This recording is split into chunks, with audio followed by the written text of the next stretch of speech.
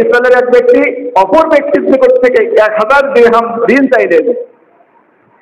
ঋণদাতা বললেন, ঋণ তো পাবে, তবে একজন সাক্ষী হাজির করো। ঋণ গৃহীতা বলছে, সাক্ষী হিসেবে আল্লাহই যথেষ্ট। সুবহানাল্লাহ। কত বড় সুন্দর কথা, আল্লাহ ভীতির কথা, ইমানদারের কথা। বলছে ঋণ আমি আপনার কাছ থেকে নেব, সাক্ষী হিসেবে সর্বশক্তিমান আল্লাহই যথেষ্ট। তারপর বললেন একজন জামিনদার নিয়ে আসো।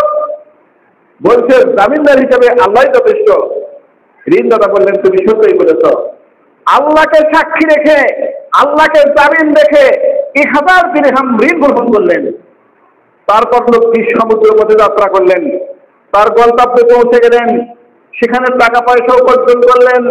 এদিকে ঋণদাতা ঋণ গ্রহণের সুযোগ এসে গেল। তখন ঋণদাতা নদীর পাড়ে এসে তার অপেক্ষা করতে লাগলেন, যেহেতু লোকটা সমুদ্র পথে চলে গেছে আর সমুদ্র পথে ফিরে আসবে আর আমার ঋণ পরিশোধ করবে, তাই তো সে সমুদ্রের কিনারায় দাঁড়িয়ে অপেক্ষা করতে লাগলেন। মৌলানা আবু হুরায়রা বলেন, যখন তিনি অপেক্ষা করছিলেন, এদিকে ঋণ গৃহীতা তার ঋণের টাকা জোগাড় করে তার নিকট পৌঁছার জন্য যানবাহন করতে লাগলেন, কিন্তু কোনো জাহাজ তিনি পেলেন না। নিরুপায়, যে আমি তো ঋণ দেব, তার নিকট থেকে ঋণ গ্রহণ করেছে, আমি ঋণ তাকে দেব। রাসূল সাল্লাল্লাহু আলাইহি সাল্লাম বলেন, মানুষ যখন, কোন ব্যক্তি যখন ঋণ দেওয়ার উদ্দেশ্যে ঋণ গ্রহণ করে, আল্লাহ তাআলা তার ঋণ পরিশোধের জন্য তাকে যোগ্যতা প্রদান করেন। সুবহানাল্লাহ। আর যখন কোন ব্যক্তি ঋণ গ্রহণ করার সময় তার মনের মধ্যে কুটিলতা, কৃত্রিমতা থাকে, তখন তাকে আর যোগ্যতা প্রদান করে না। এজন্য আপনারা যখন ঋণ গ্রহণ করবেন, হাসানা গ্রহণ করবেন, তখন মনে মনে তাকে পরিশোধের নিয়মটা পাকাপোক্ত করে ফেলবেন। আল্লাহ তাআলা তার পক্ষ থেকে ঋণ গ্রহণের সুযোগ আপনাকে করে দিবেন, ঋণ পরিশোধের সুযোগ আপনাকে করে দিবেন।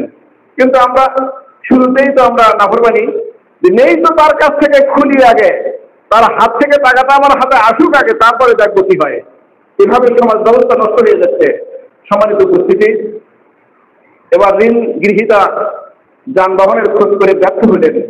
সঠিক সময়ে পৌঁছতে ব্যর্থ হয়ে তিনি একটা কাঠের টুকরা সংগ্রহ করলেন, আর সেখানে 1000 স্বর্ণমুদ্রা ঘুরিয়ে সেটা ছিদ্র করে তার ভেতর ভর্তি করে একটা পত্র লিখলেন, হে আমার প্রতিপালক, আমি তোমাকে সাক্ষী রেখে, আমি তোমাকে জামিন রেখে অমুক ব্যক্তির নিকট থেকে 1000 দিরহাম ঋণ গ্রহণ করেছিলাম।